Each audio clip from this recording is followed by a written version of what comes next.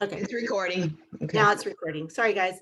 And then let's see, I wanted to try to, for some reason, also the slide won't also move forward.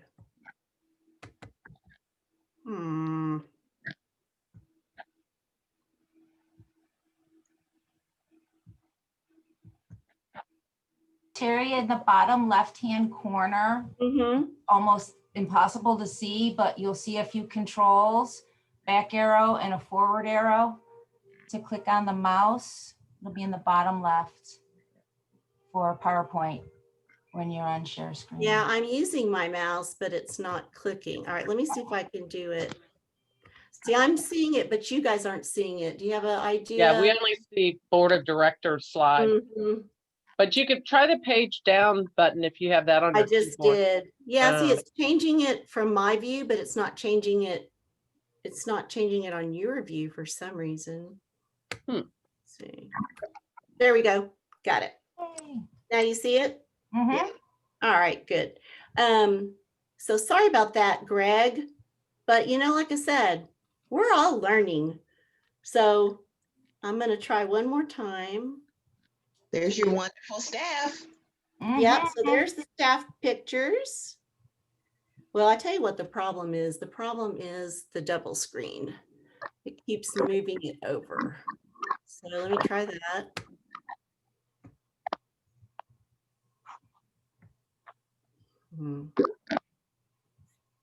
And not to mention technology is changing almost weekly. You know, there's always like a little tweak. I forget what I was in the other day, and all of a sudden they're like, oh, we've changed the format of your website. And I was like, or not our website, but you know, like one of my logins. And I'm like, wait, now I can't find what I was looking for. It's like, well, let me see if I can. Not helping me. Yeah, it really isn't, because I just worked just fine before. But now it won't.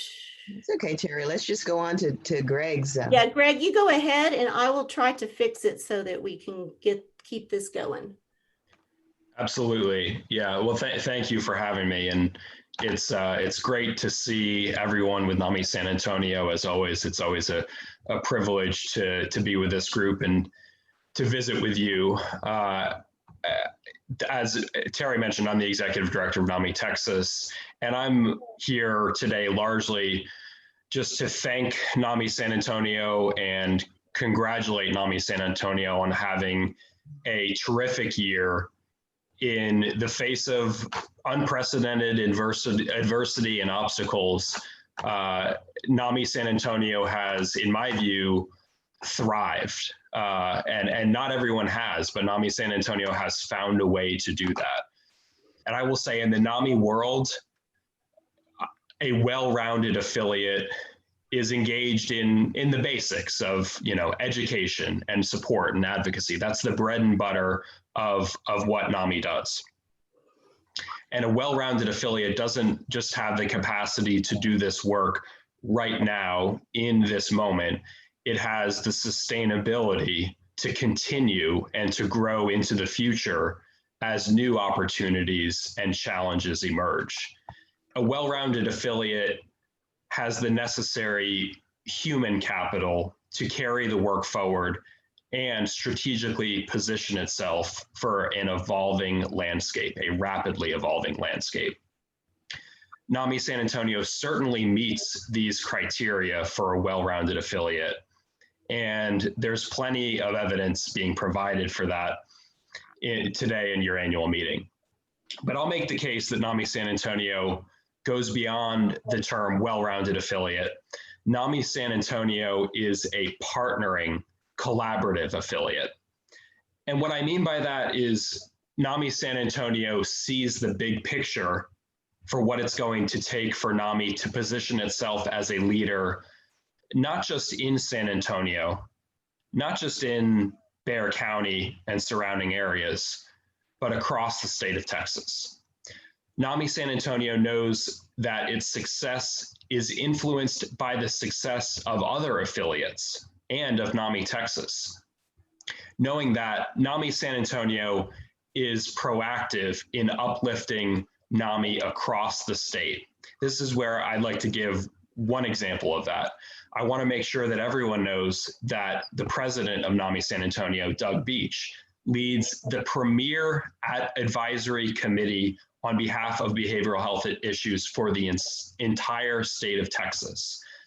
Thanks to Doug, NAMI is in the spotlight in a very positive way and is increasingly being recognized as the preeminent advocate for individuals and families across Texas.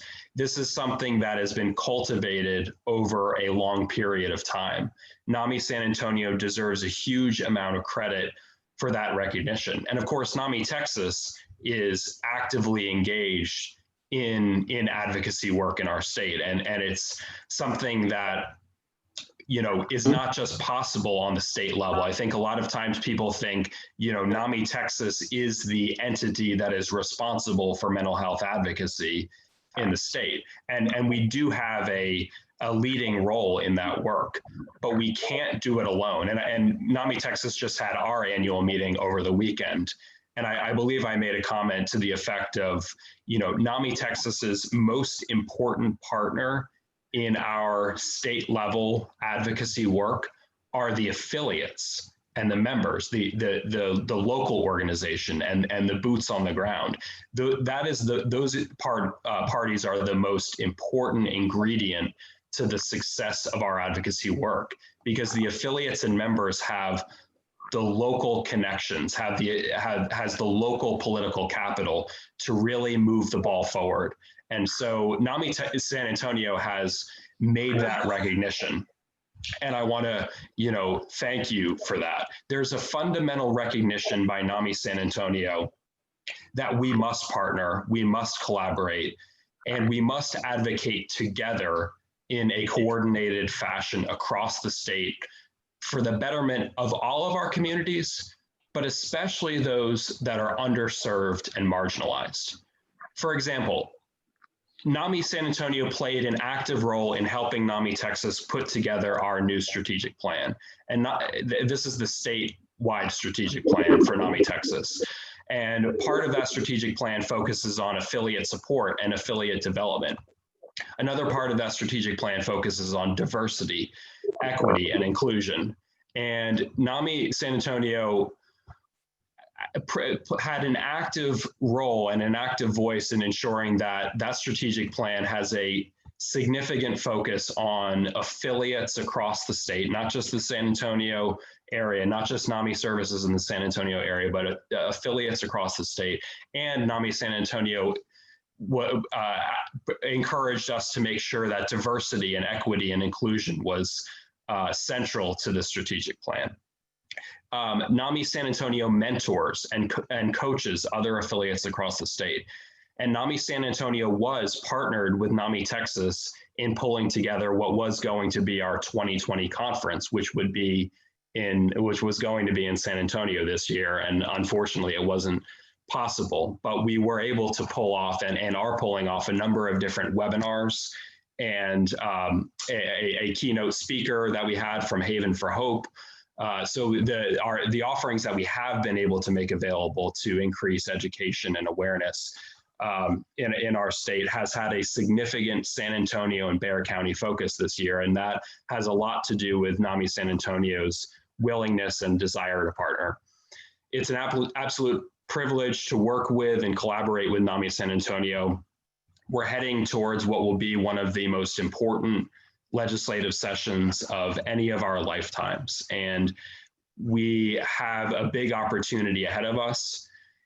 There's a possibility that this legislative session could head in a very negative direction, and we could see some really devastating decisions made. We could see cuts to mental health services, but I'm hopeful and I'm confident that we're not going to see negative things done. I'm hopeful and confident that we're going to see positive change that will improve the quality of life for people affected by mental illness in our state. And I think one of the most significant reasons why we're going to see that progress is because affiliates like NAMI San Antonio are leading the charge in partnership with NAMI Texas to make sure that our elected officials are accountable and our elected officials are educated and aware of the changes that are needed. When you have people like Carol committing to lead NAMI Smarts for Advocacy classes leading up to our big signature event at the Capitol during session, I'm confident that the members of NAMI San Antonio and the leaders of NAMI San Antonio will be educated and informed and engaged as we head towards this pivotal legislative session in 2021. So with that, I want to close and thank NAMI San Antonio for all the work that it does and for all the partnership that it provides to NAMI Texas and to the other affiliates in the state. Thank you so much for having me. Greg, thank you so much for being here. And, you know, we really enjoyed being at the annual meeting. It was, of course, well done and very informative. And, you know, Carol and I were just talking about, we learn every time we watch, you know, another affiliate or watch NAMI Texas do their thing, you know, on Zoom or wherever. And so we learned from that. And Carol and I had already talked about some of the things we learned so that we can move forward within our local affiliate. So we thank you for that. And we're really proud that we regularly, as you alluded to, Greg, have recognition for our leaders of all kinds in our NAMI San Antonio affiliate. And so we were so happy to congratulate and honor Carmen and Pete Ortiz, can't leave Pete out of that picture, as the Enduring Volunteer Award winner for the conference. And I hope you can see my screen. Somebody tell me that you can. Carol, can you see the recognition slides?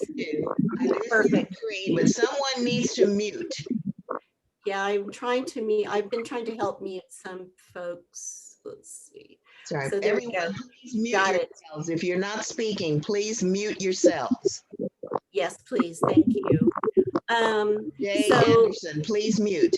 there we go. Okay, I think I'm trying to help him a little bit. So yeah, so again, you know, we love Carmen and Pete, and we're so happy that we were able to honor them.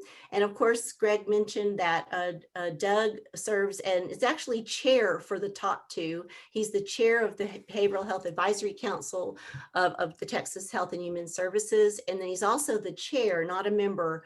He's now the chair of the Center for Healthcare Services Community Advisory Council as well, and then has worked on lots of other, you know, efforts. And we also have other board members like Bill Glenn, who is so involved with our housing advocacy work and serves also on state level committees. You'll hear from him in a bit, as well as Mike Lazito, who's a NAMI member and is on the NAMI Texas Policy Council and is represents us, NAMI San Antonio and NAMI Texas and NAMI in general at so many things in his work with his county expertise. And then we also are working hard to keep our member leaders, our volunteer leaders involved. And so Manuel Maldonado is going to be joining the NAMI Texas Advocacy Council. So we're really excited to have our voice heard through these wonderful leaders as we move forward. So that's all just wonderful, and we're so supported by Greg in NAMI Texas, and we're also very supported by the other affiliates too. And I think this is a really fresh way of us all working together. And you know, we've seen all these wonderful things happening, and we've had recognition, but we've also had a really tough year. You know, we've all been impacted by the pandemic. We've all lost folks, and we've lost some of our beloved NAMI San Antonio leaders, and we've lost several, but most recently we lost Sandy Samus, and I just felt like I needed to say just a word about that. And our sweet Sandy was the first volunteer I met when I walked in as the new executive director, and I got to know her. And while we're grieving right now for so many, including Sandy, what I saw just this past weekend was our beautiful staff, our beautiful volunteer leaders, board members joining together. I mean, I personally felt that love and support. That is who we are. That's the NAMI family. And so we were celebrating Sandy's life this past weekend, and it was a joy to be with such a caring group of people, and of course her family. And you know, the bottom line is we just have a really beautiful family. So want to thank everybody for that. And so, you know, we also want to invite anybody that isn't a, a member of our NAMI family, or just hasn't really participated with us yet, and you're sort of new to this. Maybe you're new to this meeting. You've never been to one of our general meetings. We really want you to join us, be a part of us, and find out more about what we're all about. You'll see on this slide that in the chat box, there is still today, last day to vote for a board member who's been nominated. And I know that Donnie Whited is on the call. I saw her there. And so you can read about her many accomplishments. And then if you're a member that is in good standing as of July, you can vote. And so we want you to take that opportunity to do that. Today is the last day to vote. We also want you to, again, join with us. Give us your input, your ideas, and you can do that through the survey link that's also in the chat box. And that'll be open for a bit. So you don't have to do it today. We'll leave that open for a few days so that you can share with us what you'd like to see in the future for NAMI.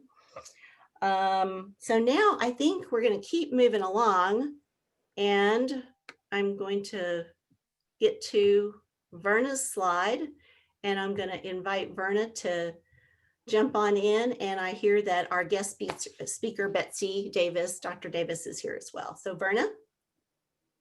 Okay, thank you, Terry. I just want to welcome everybody. It's such a joy to see our general meetings are increasing. And so the Zoom must be very helpful.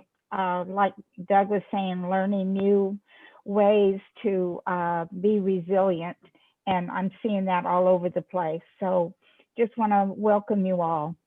So our successes this year for outreach is that we've had developed 9 new support groups. We have, and if you look at the bottom, my email, you're interested in any of them, shoot me an email and I will send you the flyer. But we have one for at the San Antonio Clubhouse. We have, and that one's doing very well. And we have one for essential workers. We've had nurses and policemen join us on that one. So we have some really great groups. We also have one for co-occurring. We have plans this next year to do the LGBTQ, talking about underserved, them and the hearing impaired. So we're looking forward to, in 2021, to add those groups. We also have a group for veterans, and we have a group now for veteran families. So we're real proud of that. They're doing well, the ones for veterans. We just started the one for the family. And we've got our partners that's going to be our veteran partners to increase those numbers and get people help out in the community. So talking about presentations, because of COVID, we're at a standstill. I just mentioned all the different ones here: Ending the Silence, Family and Friends, Community Presentation, Crisis Intervention Training. But we're looking into having some Zoom meetings on these until we get back in person. Health fairs, we had about attendance 200 before COVID. So that's on a standstill now, but you know, that'll be increasing once we can get out there. General meetings have increased. We have over 600 in attendance this year. So that's a big increase. These Zoom meetings are doing very well. So anyhow, I'm really proud of our staff. We've been working very well together. It's been a pleasure working with everyone. And it's just a great organization. I meet so many special people out there in the community, and it's a real joy to know them and be able to connect. You know, it's called NAMI Connection Recovery Support Group. And that's what we do. We connect with each other. Every week we are providing support and connection, and it's a very safe place to share. And same with family support groups. So if you're not in one, you want one, please email me at the bottom of this page. Now I would love to introduce Dr. Betsy Davis. She will be next. She has helped get the veterans group going and the family group. She's been so supportive of NAMI, and we really appreciate her. Dr. Betsy Davis. Sure. Hi, everyone. Thanks for giving me a few minutes to talk about our partnership. So I'm a psychologist at the South Texas Veterans Healthcare System and the local recovery coordinator, which means my job is to help the VA be more in line with recovery and recovery-oriented care. Part of that is our community partnerships. So I want to talk a little bit about how the VA and NAMI have been able to partner this year. I first want to thank Verna for all of her work in kind of our partnership. Verna's a fierce advocate for veterans and really values kind of this segment of our population, especially here in Military City. And it's because of her that a lot of these things have happened. So thank you, Verna. So this year, one of the things that we have developed is called the Veterans Resilience and Recovery Collaborative. And it's a subcommittee within the Community Veterans Engagement Board. Basically, the idea is to get all of the local organizations and agencies who are at the intersection of veterans and mental health together monthly to talk about, share resources, work on projects together, identify gaps. And really what has been important this year is figure out how everyone's kind of service models morphing during COVID and kind of staying up to date on that so that we can make sure that we're really taking advantage of these online groups and other services. So Verna's been involved in that, as well as connecting with our Veterans Healthy Minds Advisory Council, which is another kind of group within the VA that is aims at helping us to get feedback from veterans who have used our mental health services. And so she's been involved in both of those groups. As she mentioned, we've also been able to work with our peer support specialists at the VA to coordinate getting a couple support groups up and running for veterans on a volunteer basis. So we're excited about that. And then I was able to present at the general meeting last month. So I'm grateful that NAMI was able to give us some time to talk about our VA mental health services so that we can get the word out, because we know we have a lot of veterans locally. And then, finally, I just wanted to highlight that the VA was able to have a group for the NAMI walk this year. And so we're excited to do that. We do that most years, and we're excited to support NAMI in that way. I really see there's a lot of opportunity for collaboration because, at the VA, we're limited in how many support groups we can provide because we need to be able to kind of have that access for people who are doing the evidence-based therapies, the protocol treatment.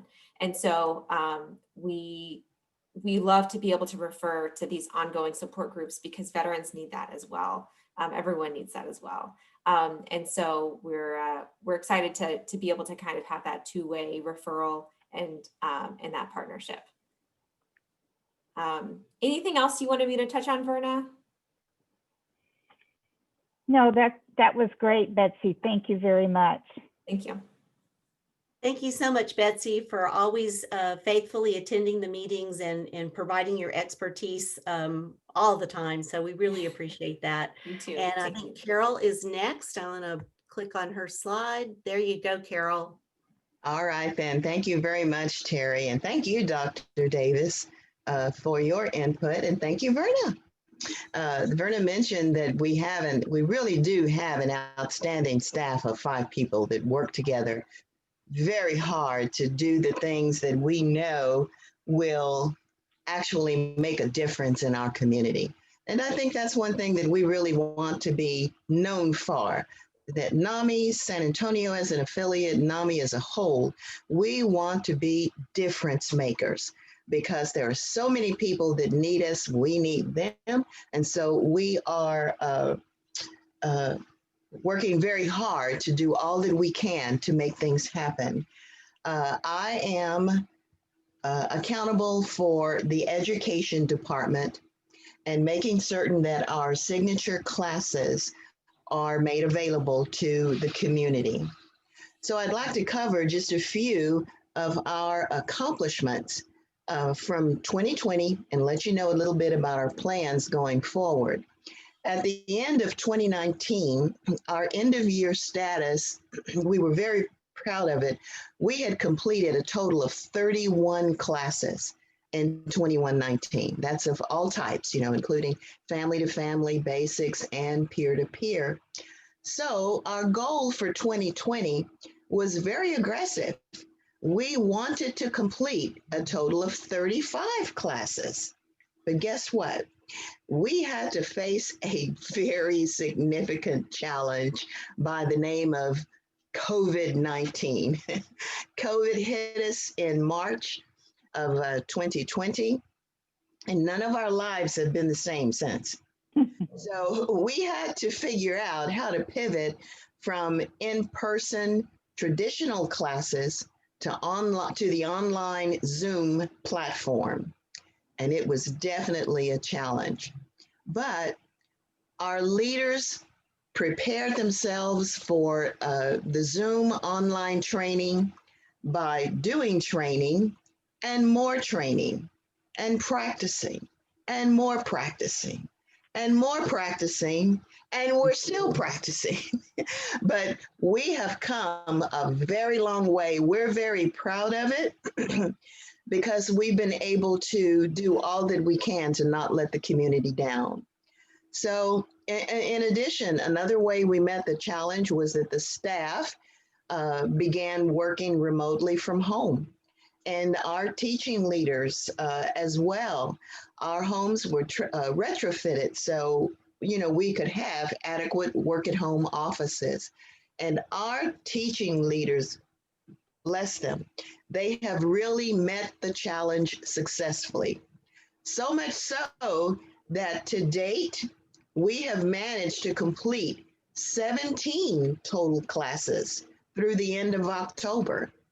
And the slide says that we have 2 more in progress right now. We actually have 4 in progress right now. There are 2 family-to-family classes going on right now. We have 1 peer-to-peer, and we have 1 basics class in progress. So, and in addition to that, as we look forward to the future in 2021, once again, we're going to try that aggressive goal of 35 classes again through the end of 2021. Not certain if we're going to make it, but we're going to act as if we are and move forward and do our best to make it happen. And something else new that we're going to be adding, we have 2 new classes. Greg, thank you so much for mentioning NAMI Smarts earlier. We are going to be introducing for the San Antonio affiliate territory, the NAMI Smarts class, which is going to have everyone that participates well prepared to help NAMI Texas, Greg Hanch, and everyone else do the very best job that we can in representing NAMI by learning to tell our stories better to the officials that are going to be responsible for the 87th legislative session. So that should go over very well. That training will begin in 2021. It had been announced in last month's general meeting that we were going to attempt that NAMI Smarts class in 1 in November, 1 in December, and 1 in January. But because the Capital Day function is not going to happen until April 2021, those trainings will now take place in January, February, and March. And I apologize for not having my contact information on here, but I'll make sure it's in the chat box like Verna had made hers available. But if you are interested in participating in that, it's Carol Hollins, and we'll make sure that my email address is in the chat box today. We have another course that we're going to introduce too, in line with what Verna is working so hard on as far as veterans are concerned. There's another course called Homefront, and Homefront is specifically intended for families of veterans, either retired, active, but the caregivers of a veteran that may have a problem that they're dealing with. So we're going to be very proud to introduce that as well in 2020. So again, we're glad to be here. We're glad that all of you are here today, and going forward, we're going to continue to do what we need to do in our classes. And let me tell you, the proof is in the pudding that NAMI does work. And we want to share with you today a great family perspective that's going to be given to us by way of Kay Collier, who is actually very new to the NAMI family. But when you're having conversation with her, you'd never guess that she hadn't been with us very long as a part of the family. She's on fire, but she has a story to tell. And Kay, you're up next, darling. You're going to share with everyone now. Thank you so much, Carol. And everyone, I'm going to put my timer on so I make sure I don't go over. But my name is Kay Collier, and November 2019, my husband, David Collier, was on his routine drive to work. He drove across a familiar bridge, and unfortunately, he also drove over some black ice. And all he remembers is being unable to regain control of his vehicle before it flipped over into a ditch. And we estimate that he was upside down inside of his car for about an hour before the San Antonio Fire Department could extract him from the car. After he was freed from the wreckage, he was transported by ambulance to a local hospital and admitted at a cost of about $35,000 per day. And as the old adage goes, it says, when it rains, it pours. So about 5 days later, November 17, 2019, our adolescent daughter, who has a long history of mental issues, problems, and illnesses, she experienced an epic mental health crisis that finally got her diagnosed as bipolar mix 1. Prior to that, she had been diagnosed with a major depressive mood disorder for about 4 years, non-suicidal self-injury. She's a cutter, about 3 years, and of course, bipolar mix 1 last year. But way back, we didn't know what it was called, but we kind of know now. She has what's called chameleon behavior. And the last couple of months, she's also been diagnosed with borderline personality disorder. So as you can see, we have our hands quite full with her pronounced mental issues, problems, and illnesses. And so because of that, we have been on a quest to learn as much as we can to serve her life and the lives of our extended family members, and then others that we serve throughout the San Antonio community. Because of our daughter's severe mental illnesses, between November 19 and May 2020, we had 3 baseless CPS cases filed against our family. November 2019, we had a FRAPPER charge. FRAPPER is failure to accept parental responsibilities. We were successfully able to prove that to be baseless and had it non-suited. Then before the ink could dry good, we had some medical neglect allegations filed against us, and we beat that down, and it was baseless. And after that, well, before that, we beat that, we went ahead and joined NAMI because we were getting kind of worn out. And so what we found in taking the NAMI is that you guys have very phenomenal teachers, and the quality of your learning materials are second to none.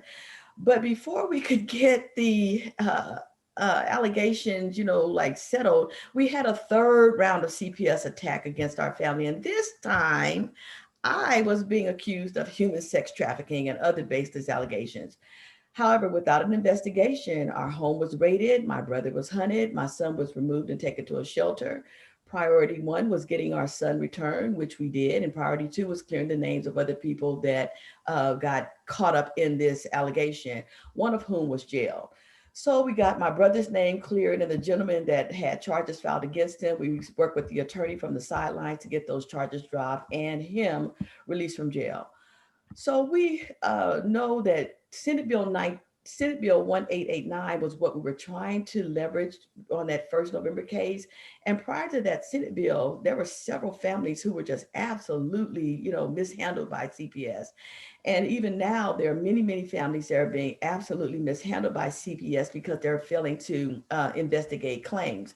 So we are working to resolve this problem on local, state, and federal levels.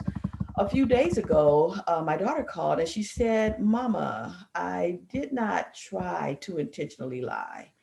Sometimes my head tells me things, and sometimes I have very vivid memories, even though they're false."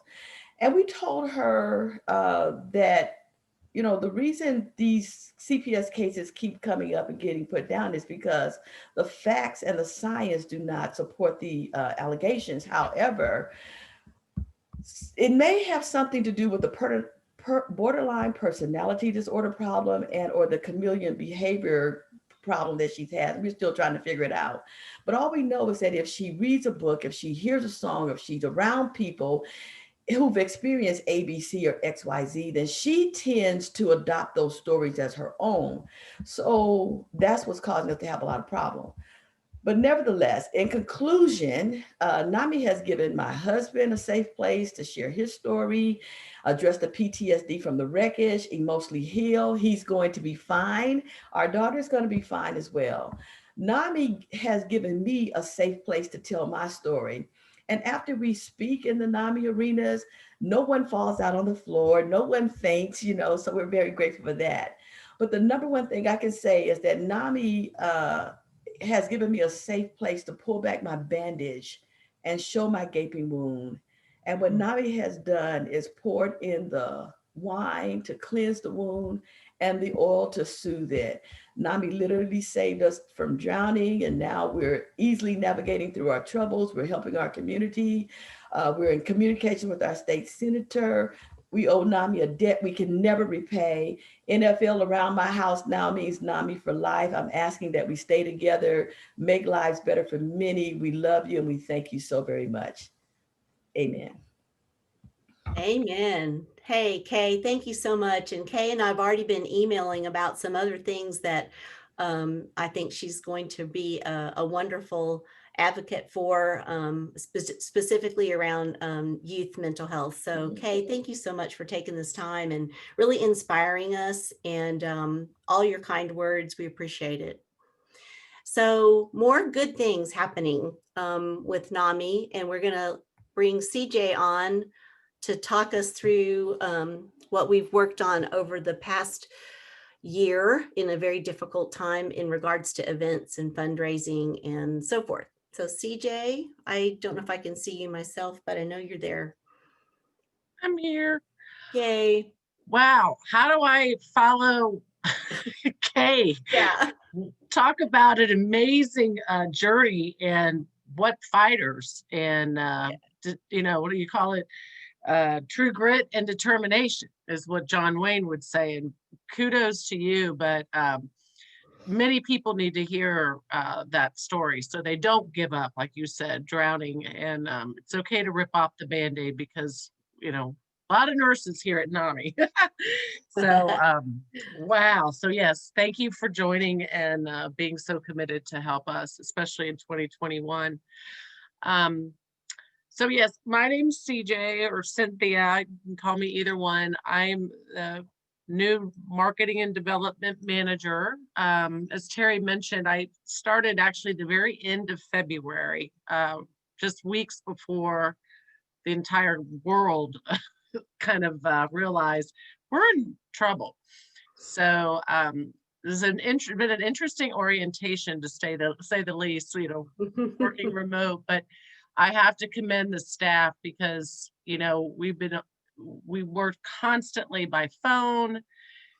emailing, trying to figure out how to, twist from, wait, we need our binders from our office. We need our paperwork. We now have to make home offices and printers. And how do we communicate with each other outside of just an email?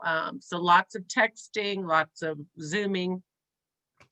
But, we've tried not to disrupt the mission, and I think for the most part, Carol and Verna have just, have stood up as well as Terry and Doug to be present in the community, because we knew of all times, if not more, the needs only going to increase. And everybody really, knuckled down, and as you heard, proofs in the pudding. And we're all the work and endless hours and weekends and nights and mornings, they're making it happen. So kudos to them. I've just been busy trying to learn how to make virtual events and how do you go from on-site and shift, and then also keep your prior participants engaged and excited to still be involved, but support NAMI San Antonio.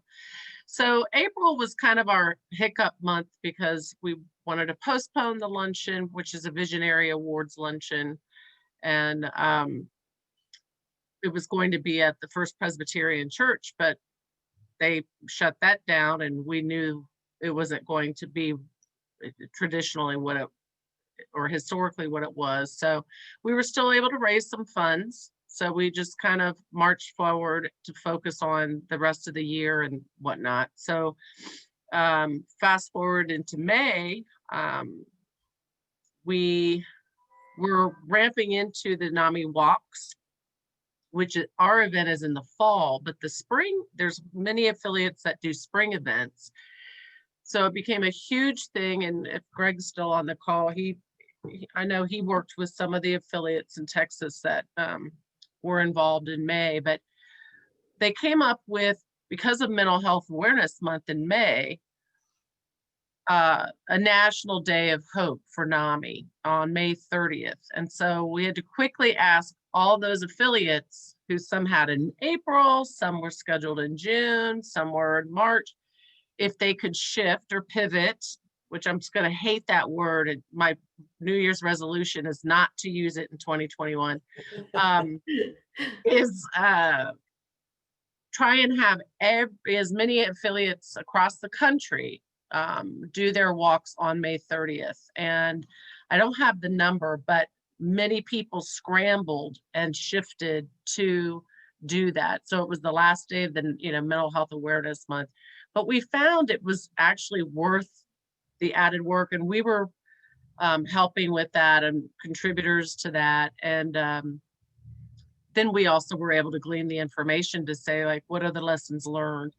So in that time, I did a Giving Tuesday event on the 5th of May. So we were able to raise a little bit more money and also use the opportunity to get some awareness in the community about NAMI San Antonio. So I don't know if any of you listen to K-Love or Air One Radio, but they offered us in-kind nonprofit service announcements. So it was about a 2-week period, right in the heat of the mental health awareness. So many of you actually contacted me and said, I heard your PSA or on the radio.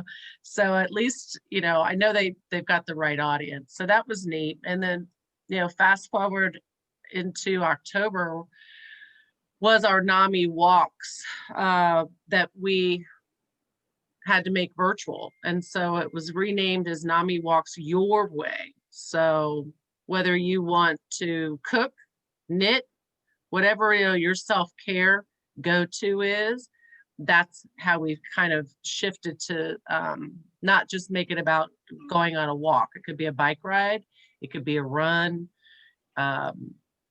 One team captain was riding a horse around the neighborhood. Some people do car parades. There's one picture you'll see later. Guy rode his unicycle down the highway. I mean, we had a lot of people do some creative things, but short, and we're still raising funds for the walk, which I can share with you the website, but it's NAMIWalks.org/San Antonio. It's a different website than NAMI SAT, but I can link you to it. But I thought overall, considering we had to lower our goal, which was originally 100,000 at the beginning of 2020, as of today, we're at 87%. So I'll share with you a slide on that. But we're pretty happy about how we pulled this off, and we also have it all out there for replay. It's all on YouTube. There's pictures that we fed from Instagram. So you can, if you didn't attend it on the 10th of October, which we made another National Day of Hope, but it was also World Mental Health Day. So going forward, it's basically become a consensus that we will use the end of May for the spring affiliate walks, and we will use next year will be December 9th on World Mental Health, to celebrate World Mental Health Day. So this being my first big event and then doing it virtually and trying to figure out how to us all do it. I mean, we had tons of support and help from volunteers and staff, and I think we're pretty pleased, and I got nothing but great feedback. So that was always exciting, and people said it was so much fun, even though we were all in different places. So that was kind of neat. Real quick, because I know I only had a few more minutes. Look ahead. I mean, wow, what a learning curve for us as a whole. But from a development, marketing, fundraising, really trying to figure out who's our audience, what's our community, what do you all want from us? We really focused on social media, knowing many people are displaced, they're not working, or they're like us, working from home. So thanks to Valerie Sanderson, who's probably on the call, who I met through Verna, and then the NAMI on campus team, Nisha and Pilar and all of them. They have just helped get us up to par with Instagram, because that's for their age generation. Us old people, we like Facebook, so they've really helped kind of adjust and figure out all this fun stuff. And as you can see, I mean, we've seen a significant growth in our likes and followers, and we really try to kind of cross-pollinate. Like, if you like our page, we'll like yours for partners and things like that. And it's all paying off. So we're really cast a wider net. And we opened a new a YouTube channel, so we're hoping to do more of that. I'm sorry. Oh, I didn't know. And Amazon Smile, just again, fundraising. We've have to get creative and all that. We do have an approved account under the Amazon.com. You do the smile.amazon, and you can choose NAMI, and a percentage of your sales go to us. So every little penny counts, and it does add up. Things that I'd like to do, but again, we want to get your feedback on the survey for 2021. Like to figure out how to do some member only programs or perks or something for our NAMI members. And then, one of the big projects for me is a constituent database. We want to be smarter in who we're talking to, what are their buttons, what do they want to get information from us about, and what do they have no interest at all. Right now we have just a lot of spreadsheets, but it's an initiative, and we've got support to help us figure that out. And then I need the help. with some committees who are, wanting to help us get creative for some of these bigger fundraising events like the NAMI walks and like the Visionary Awards. Luncheon in spring, which we're hoping to do possibly as a hybrid next year. So it would be optional because it's a recognition for some key community leaders. So, I mean, it's important. We want to recognize these people, but not everyone's comfortable sharing a table with 10 anymore. So we'll have to figure out that, which we are. And then, of course, one of my big things we just launched this week, literally yesterday, is we have a new website for the main organization, namisat.org. And I don't know, Terry, if you can go. I think, CJ, because we're running behind, okay, we're going to move forward, but you yeah, it's already 12:30, no problem. Yeah, we need to keep moving, but we are very excited about the website. And so you have it, the website address hasn't changed. So, if you're just Googling NAMI San Antonio or, type in the website, you're going to see it. We do really want you to look at it and to share your feedback and comments with us. I think you're going to be really pleased. It's really great. It's really exciting. This is something we've been working really hard on all year long. So again, thanks, CJ. Welcome to NAMI again. And we're excited about looking at the new website. So be sure to check it out. Thank you all. Exactly. And I've just sent you the link, and I'm including the survey as well, because we need we really welcome and appreciate your feedback. So thank you. Awesome. So yes, it has been an interesting year. You all are having your own versions of an interesting year during a pandemic, but we are really proud. We are learning things. We are doing things that we have never done before, and we're not going to stop.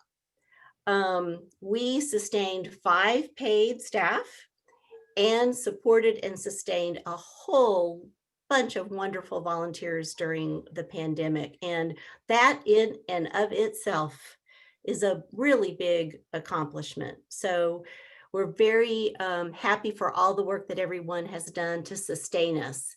And we did. We sustained all of our staff. We're working on some big things that we're trying to finish up, like a new handbook.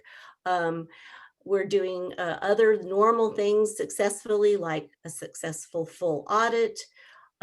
We had to do a lot of things, again, that we've never done before. We had to completely upgrade the phone system so that we could actually work remotely. We set up, as Carol and some other of the staff had mentioned, we set up and trained to work remotely. We bought a Zoom subscription. I sort of knew what Zoom was, but I'd been on a meeting or two, but honestly, I didn't really know that much about it. And you can tell I still have a whole lot to learn, but we dug in, and we all helped each other. And to Greg's, kudos to Greg and other NAMI affiliates, because we learned from everybody on how to do this. What do we do? So the other big piece is that we were very, very fortunate to have board leadership and county partnerships, as well as NAMI Texas, to allow us to apply for different kinds of COVID-19 relief funds. And so you see those on the slide. This funding has sustained us. So when we look at kind of back to CJ's slides, kind of development and all of that, we did well this year financially. We had, and you'll see in the next slide, the next couple of slides, that things have, the look of our organization has changed a lot. It's changed a lot in how we're working, and it's changed a lot in kind of the financial snapshot. But we are so grateful for our county partners, UHS, Jim, our board treasurer, who really pushed through for us on the payroll protection program. We could not have done that without him, and Doug too, and NAMI Texas again for supporting us. So we're going to keep moving forward, and it's going to look different, but we're going to work it through. So if you look at kind of these charts, everybody see those okay? You know, you would expect that the financial picture is a little different, and it is. So, you know, last year we were able to hold fundraisers. This year we weren't able to hold one at all, and then we had to transform one, right? So as you would expect, you know, our fundraising is down pretty significantly from last year. We typically have about 40% of our revenue out of our general fundraising events. So it's down a lot. But as you also see, our grants, you know, are doing pretty well. Some of that, of course, is what I just described on the slide before with our county partnerships and COVID relief funding. And then as you'll see, though, the blessing this year, the real blessing this year is that our donations are way up. Now, that isn't really individual donations, but it is a donor. We had a wonderful blessing of a very significant gift. So that is really shoring us up, and it's going to shore us up for next year as well. And if you kind of look on the expense side, you'll see that, yes, you know, we've got a small bit of funding expense. That's always very small for us. So that didn't change a whole lot in that it is always a low expense area for us.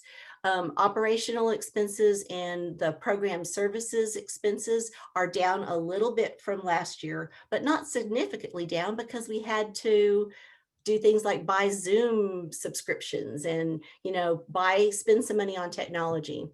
Now, also, our salary portion of our budget is always high because it looks high when you look at a pie chart like this, because we have 5 paid staff and we have this beautiful army, you know, of volunteers.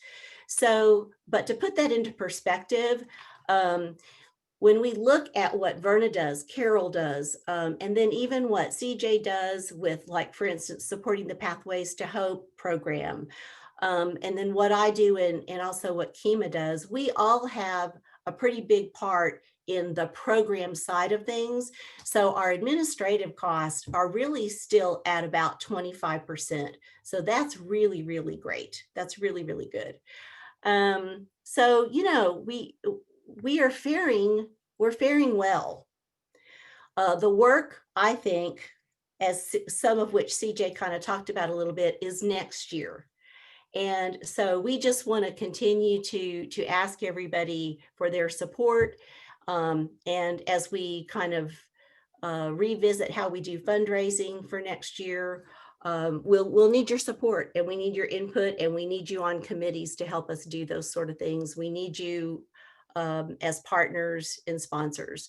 So the other wonderful blessing that we had was that we were awarded a wonderful program. They don't really call it a grant, from the H.E. Butt Foundation. And you heard about this last year, and you've heard about it a little bit along the way. It's the Capacity Building Program.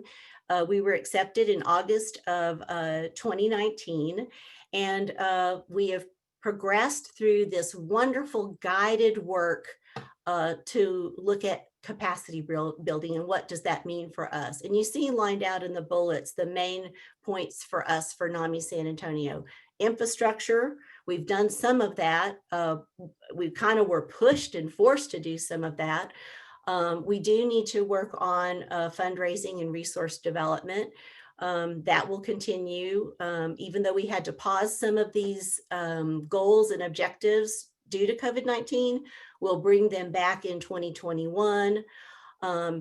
You heard from CJ the exciting news that we have a new website. So we were able to work on that during this year, but we'll have to keep working on that in 2021. And then professional staff development and training.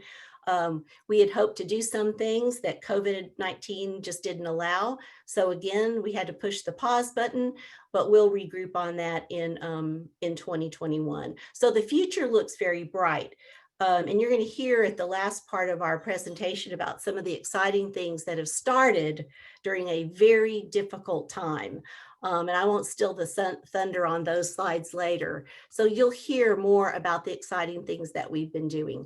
One area that we have really worked hard on is the broader advocacy efforts.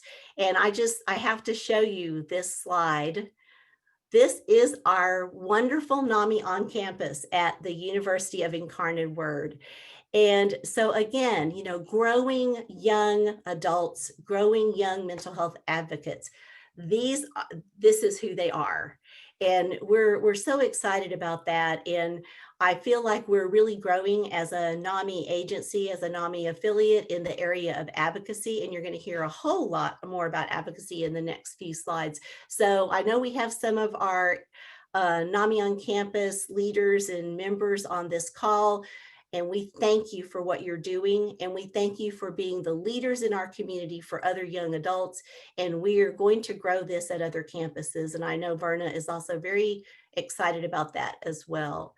So now I am going to go to the next slide and we're going to talk about housing advocacy. And I believe Bill Glenn is on the call and Doug may have a word or two as well. And then Doug will take it from here. Bill? Are you there? Hi, everybody. Hey, Bill. Bill, Thank you for introducing me. And Bill, before you get started, let me just say a couple words, which is what you're going to see next is what Bill Glenn and Dennis Edmonds have really been working on for almost 3 years. You're going to see the results of this. And I think they've just done unbelievable work.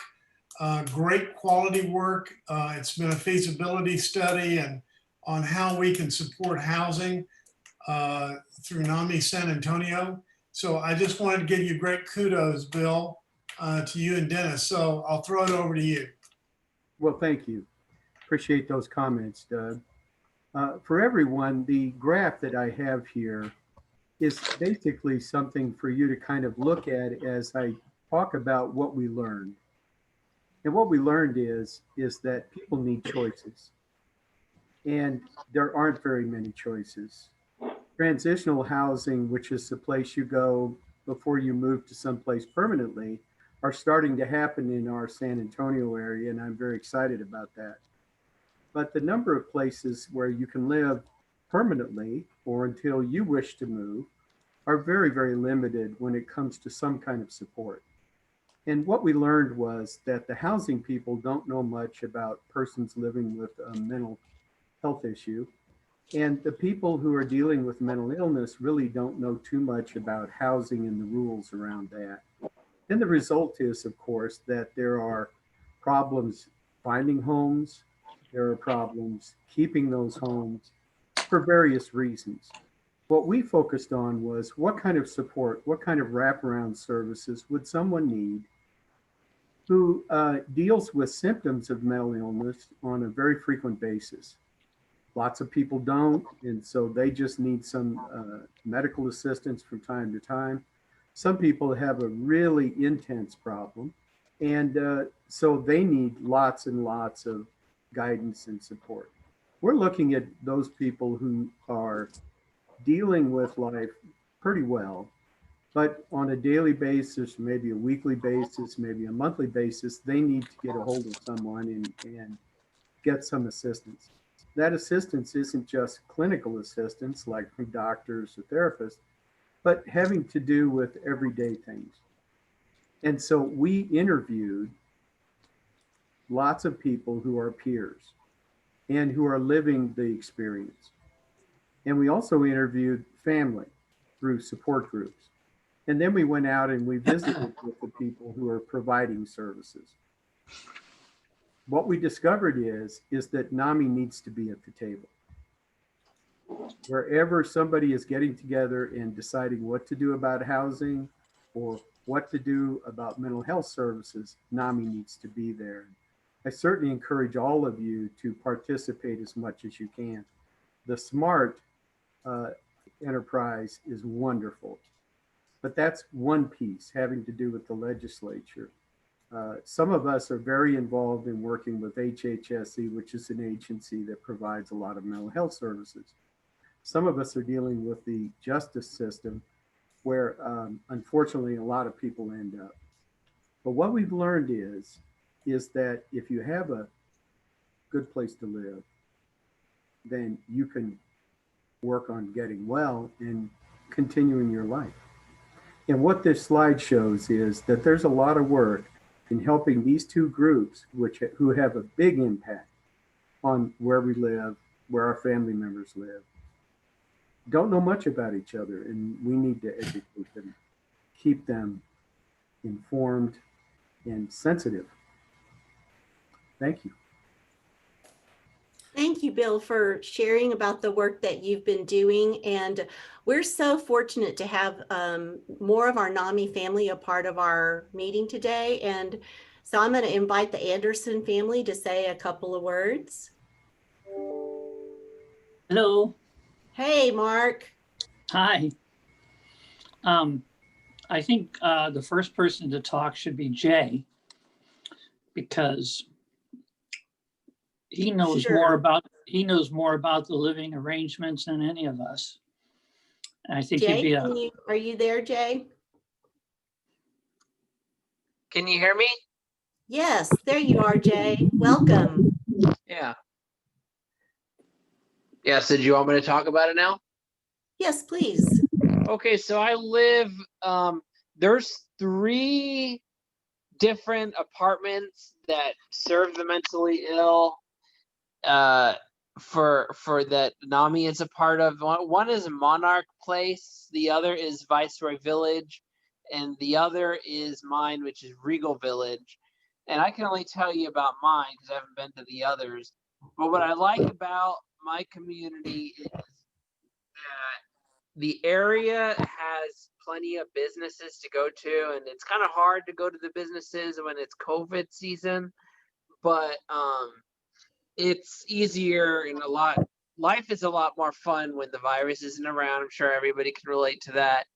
And especially in my area, when we're just, all we have is our apartments, we have businesses we can go to, like La Fiesta, and their swimming pool is on Calabria and 410, and our apartment is on Ingram and Callahan, and that's off of Calabria. And so and then there's Mexican restaurants, there's Sonic, there's churches and Pizza Hut, and then you have Uber Eats. And Uber Eats is a lot more expensive, but I've been doing Uber Eats sometimes. But yeah, there's Uber Eats. So Uber Eats comes to our area. A lot of community members. One of them does Uber, one of those food delivery services, because we don't have transportation much, and so yeah, the area is good.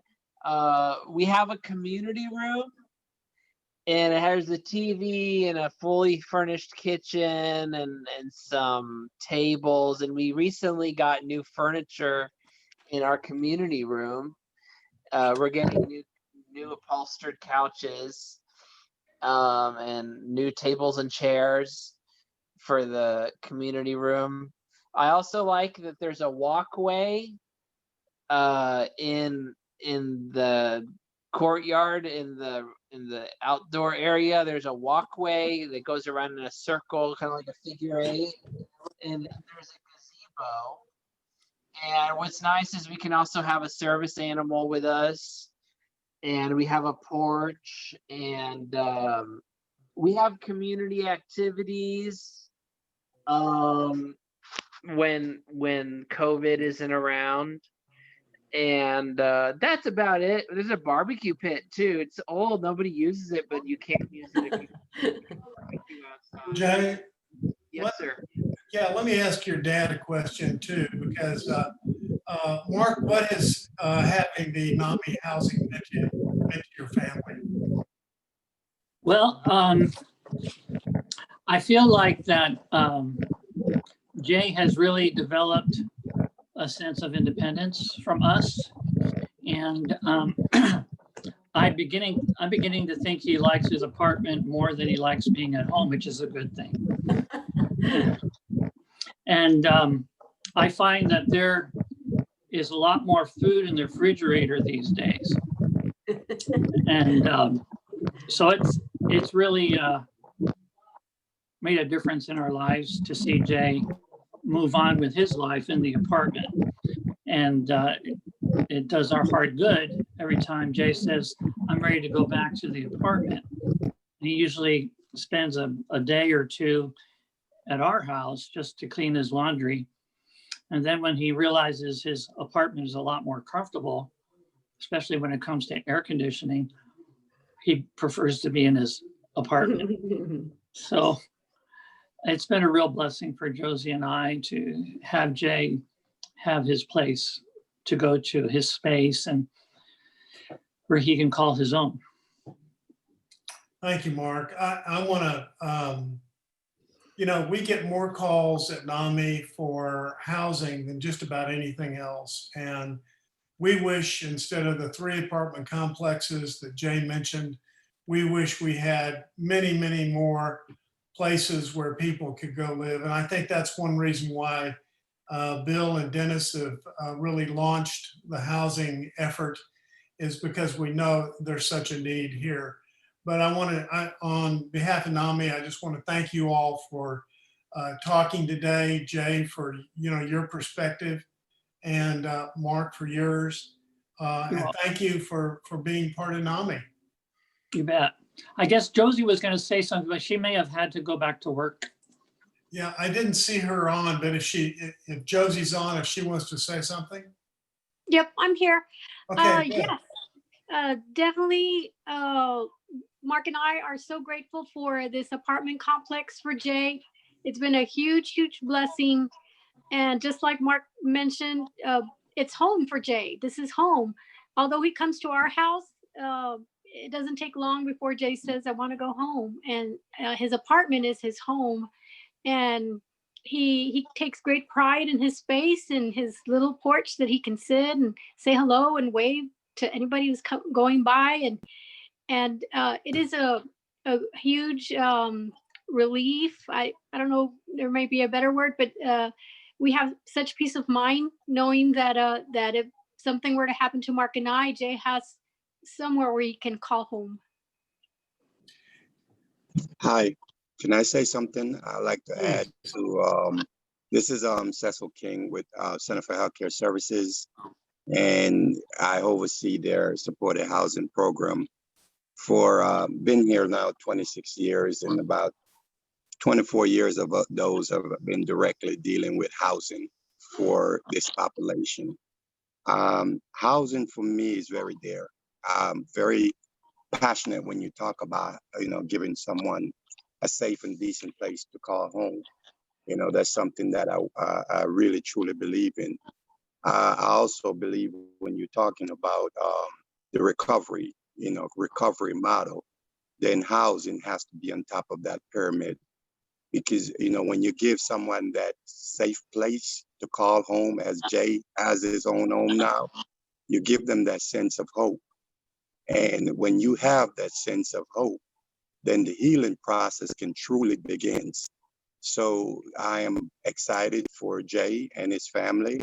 I'm also really excited for all the work that Bill and, Bill has been putting into housing, making housing be at the forefront of everything that we're doing. So thank y'all. And it was a great presentation of everybody that they had to say today. The story from Ms. Queller, it was an amazing story. Thank you for sharing. I have to jump off of this call and join another one, but I just wanted to say something before I got up, because y'all are hitting home base when you start talking about housing. So thank you all for everything that y'all are doing.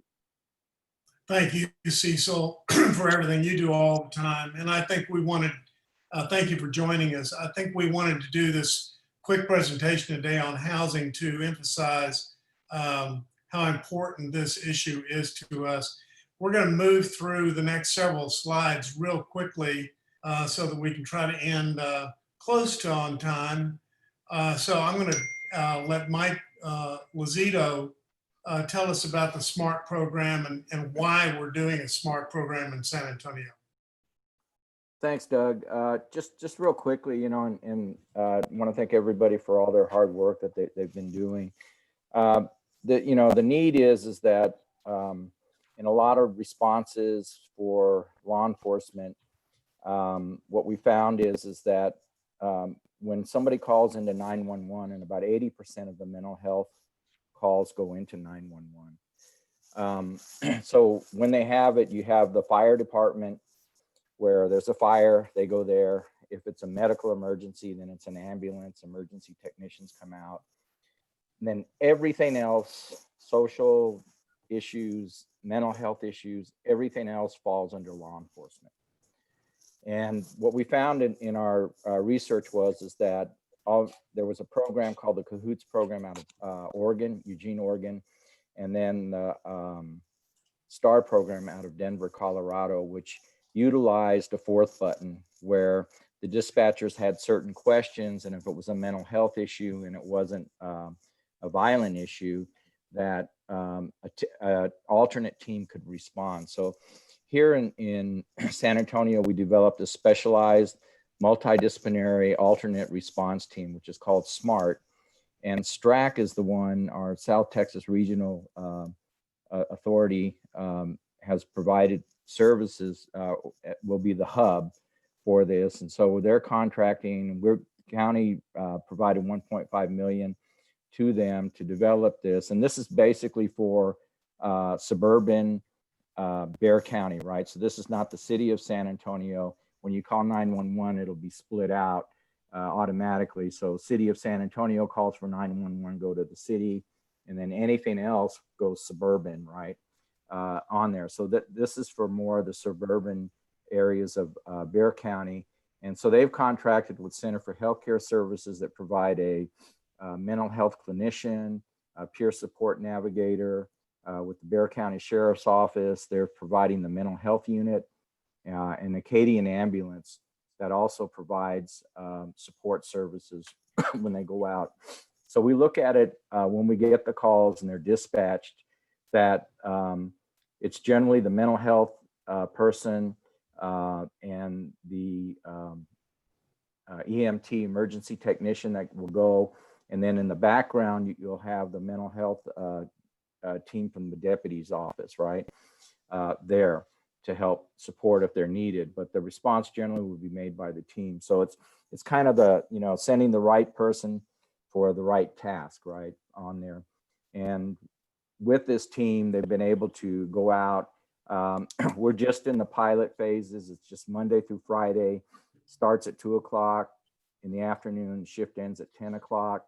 And we're trying to gather data as to what types of calls, and then we're going to expand out for 24/7 services on there based on our data and how the response is. So we're averaging about 2 calls per day with the unit. But I think what's really interesting about this is on the slide there, it says connection to outpatient services or peer support as necessary.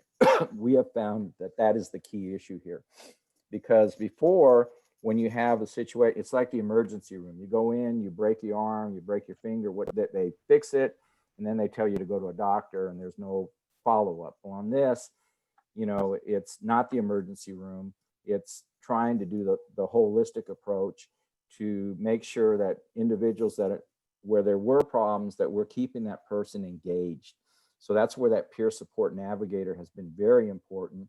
And we're starting to get a lot of calls or follow-ups with our team to get them into the services that are available because they know what's available. So I think that's kind of the jewel that's come out of this whole thing is that it's truly a wraparound to make sure that this person, so the deputy's not having to go out to respond to 7 or 8 calls that week, that we have our peer support navigators, our mental health clinicians working with the person to keep them engaged in services. And that's the key all the way around. So it doesn't become an incident, right? So that's the most proactive thing that could happen. So hopefully, another month or 2, we'll have more to report out. We can do like a broader presentation, but thank you, Doug, for letting us update you. Well, thank you, Mike. And part of doing this today is to let people know that, for example, when Damian Lewis Daniels was shot and died, killed. NAMI San Antonio responded immediately the next day with a request to and really support for the county and looking at how do we do a better job. And Mike Lazito is really at the forefront of this and is one of our board members. So thank you, Mike. Terry, let's go ahead and go to the next. Yeah, there you have it up there. I'm just going to real quickly mention that we held the 5th Pathways to Hope conference in San Antonio, and this year we did it virtually. And I think one of the interesting things was most years we have 1,000 to 1,200 people. We had over 2,600 people register, 38 speakers from around the country and 1 international speaker.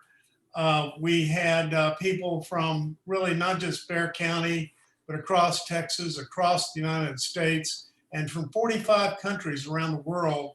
So once again, this is part of a partnership that we've established with the faith communities and with people in the mental health arena and with families throughout the community. One of the outcomes, and Terry, if you want to go to the next slide, one of the outcomes is that we've, at the end of the conference, we had a workshop on how do we bring one of the leading programs in the country to San Antonio to help support the community as a whole in better education and providing grassroots support. We found Bridges to Care in St. Louis, and we're in the process of bringing this to San Antonio right now. We're organizing clusters of 10 churches in each of the 10 city council districts around the city. That's 100 churches where we'll be training anywhere from 2 to 6 people in each congregation, and it'll be interfaith, an interfaith effort. And it's supported by not just NAMI, but the mental health and community organizations across the city. The city of San Antonio is providing a project coordinator and will be providing community health workers to assist the churches in navigating to resources. So you'll be hearing more about this. It's literally kicking off within a week. And we've had amazing response to this by congregations throughout the city and by the mental health community. So Terry, with that, let me turn this over to you and we'll wind this up. Well, yeah, Doug, we're so excited about Bridges to Care. And, one of the points I would, emphasize is that NAMI San Antonio is a growing agency, but we're a growing voice. And you all are a part of that, and you all are helping us to make these kinds of things happen. And so I think it is completely amazing and wonderful that during a pandemic, this kind of initiative can emerge with such support and with a real bright future for sustainability. So thanks to Doug's leadership, but a lot of other people that are on this call or have knowledge of it and have supported this new initiative. And we're so proud, our staff and our core volunteers, that we're going to, be able to support this Bridges to Care initiative. And we're also happy that it's an interfaith approach. And you'll hear more about that. I'm sure we'll be having Doug and others do a presentation throughout sometime in 2021. We do have some dates for you. And, as you know, we're still kind of transitioning with everything. So we will do something on December 8th for a holiday event, particularly to really say thank you to our volunteer leaders.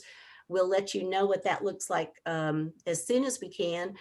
Carol and Greg alluded to the NAMI Texas Advocacy Day, and at this time we know it's going to be April 6th.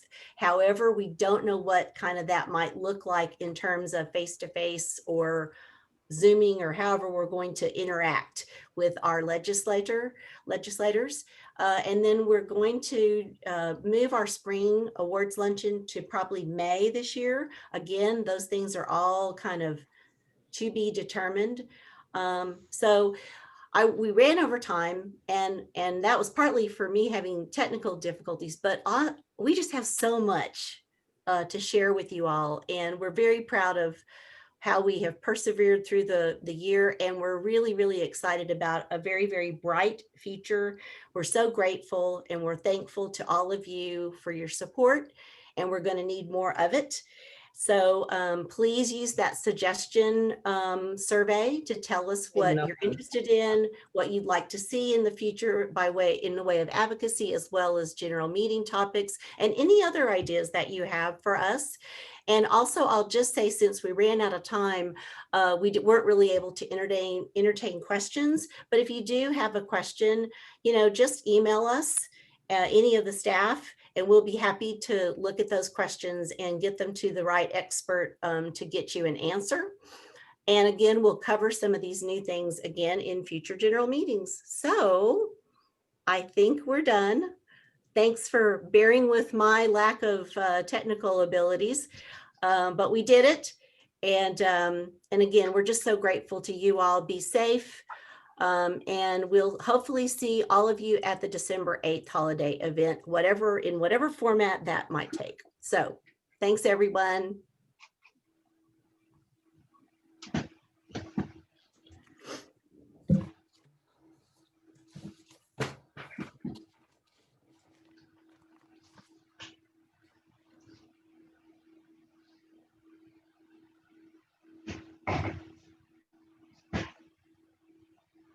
Thanks again, everybody.